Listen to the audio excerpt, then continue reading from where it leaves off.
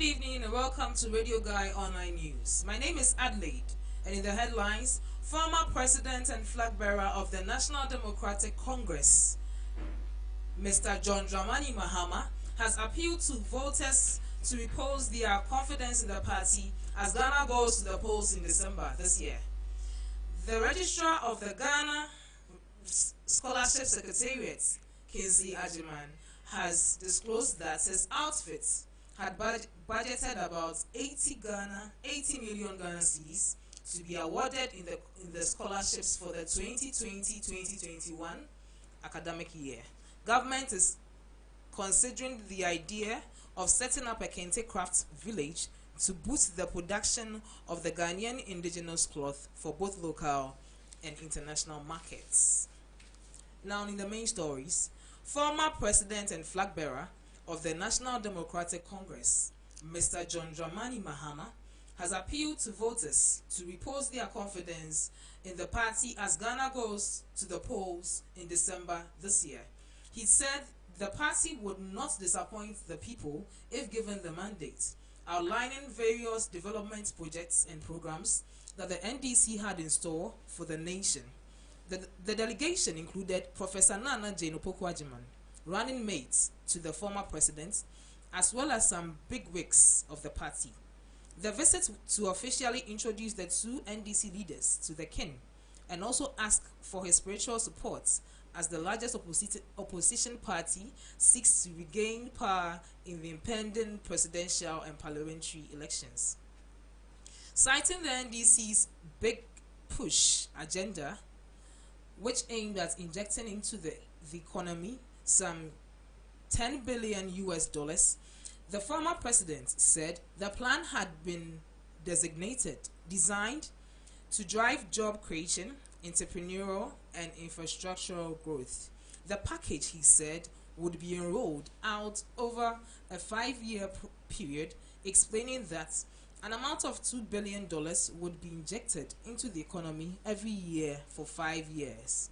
Former President Mahama emphasized that under the package, a number of road networks would see significant improvements, such as the Accra-Cape Coast, Accra-Aflao, and the Eastern Corridor roads, which plans to also reshape cocoa roads across the country.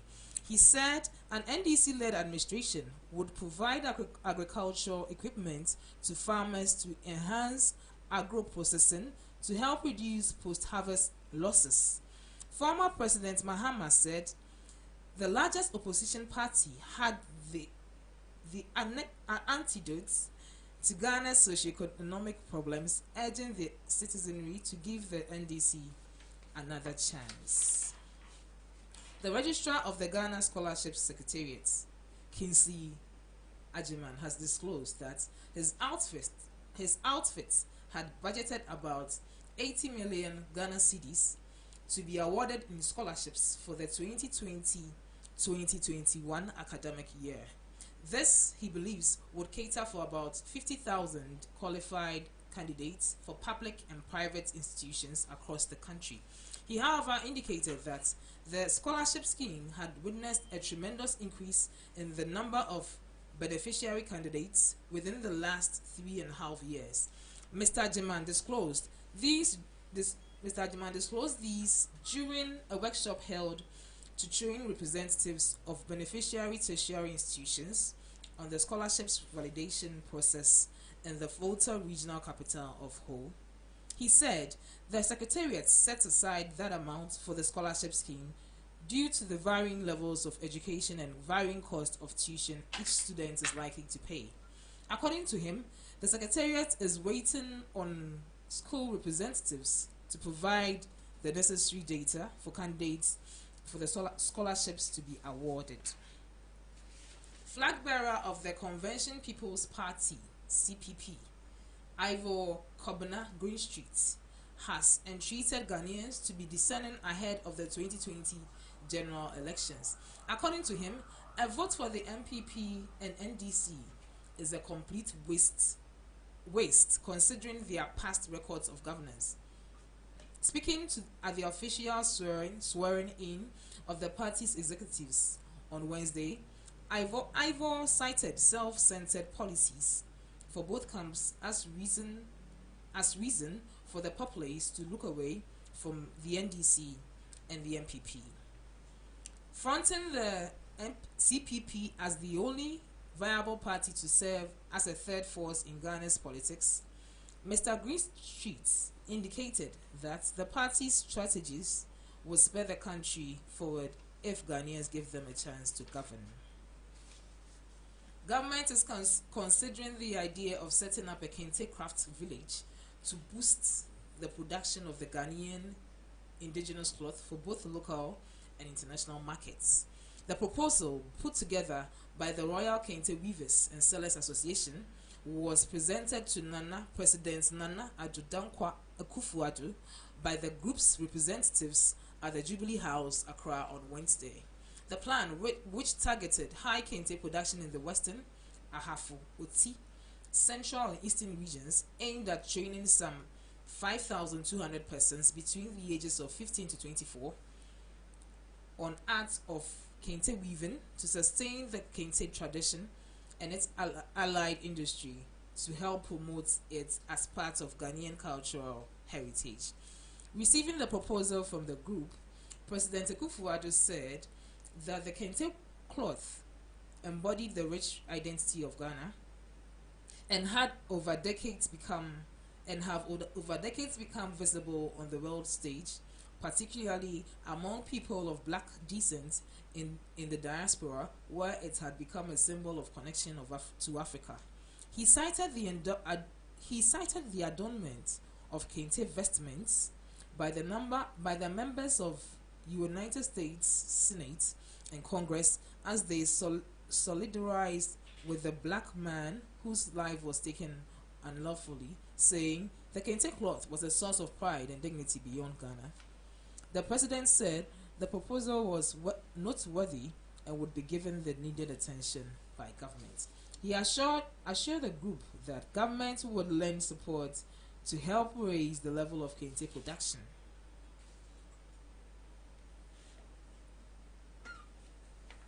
Flag bearer of the Convention People's Party, CPP, Ivor Greenstreet, has entreated Ghanaians to be deciding ahead of the 2020 general elections. A vote for the two big parties, the governing New Patriotic Party and the National Democratic Congress, according to him, is a complete waste considering their past records of governance in the country. Speaking at the official swearing in of the party's executives on Wednesday, 26th, 2020, Wednesday, August 26th, 2020, Ivor cited self-centered policies from both camps as reason for the populace to look away from the MPP and the NDC, fronting the CPP as the only viable party to serve as the third force in Ghana's politics. Mr. Greenstreet indicated that the party's strategies will spur the country forward if Ghanaians give them a chance to govern.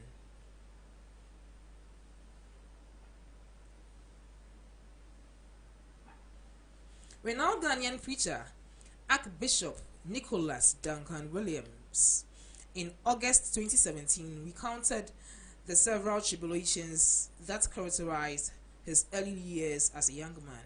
He said, while growing up in the battled numerous spirits and nearly lost his life on several occasions, The, the renowned bishop said he used to pay frequent visits to shrines due to his incessant thirst for success. In one such instance, he indicated that he had to sacrifice his fingers for what he wanted. From the very humble beginnings, Duncan Williams has risen to become a remarkable man of God who represents Ghana and Africa on an international level. He is regarded as one of the richest pastors in Ghana, and he's the first non-American to lead the prayer in the incoming president and vice president of the United States during the inauguration.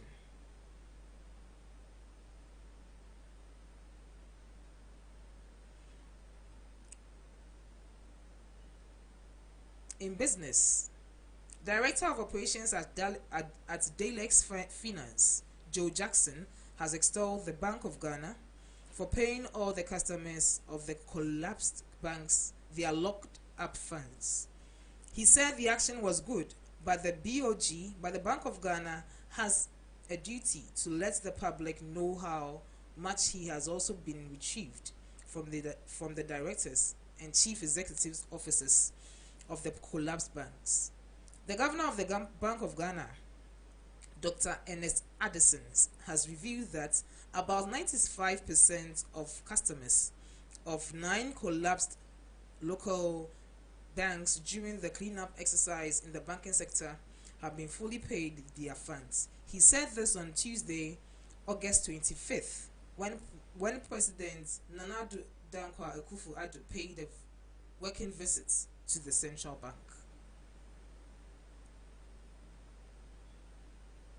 In sports, the football world has celebrated former Black Stars midfielder Sule Ali Muntari as he turns 37 years old today.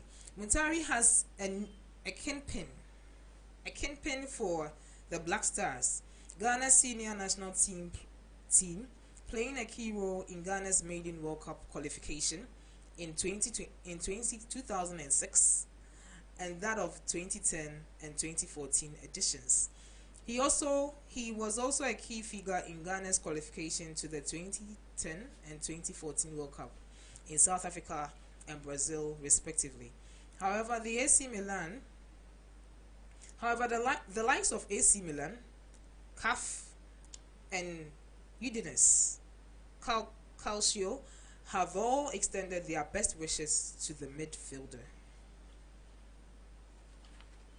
In other sports, the Sports Writers Association of Ghana has announced October 10th, 2020 as the date for the 45th MTN Swag Awards. The Swag Awards was originally scheduled for May 23rd, 2020, was hits. The Swag Awards, which was scheduled originally for May 2020, was hit by the coronavirus pandemic, which led to the suspension or cancellation of many international sporting activities. The 2019 edition of this prestigious and longest running awards event in Ghana, the Swag Awards will now be held at the Plush Swiss Spirit Alisa Hotel in Accra, where honors will be conferred on distinguished sportsmen and women who excelled in their various sporting disciplines in the year 2019. The swag, the umbrella for the sports media in Ghana, is the body solely responsible for honoring Ghanaian sportsmen and women who excel representing Ghana in international competitions over the years.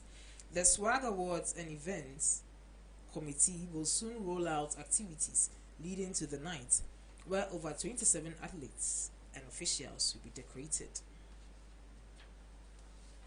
In entertainment, Ghanaian recording artist Denin Edem Hoto, popularly known in the entertainment industry as Edem, has indicated that the best rapper of the year at the 2020 VGMAs should go to Eno Baroni.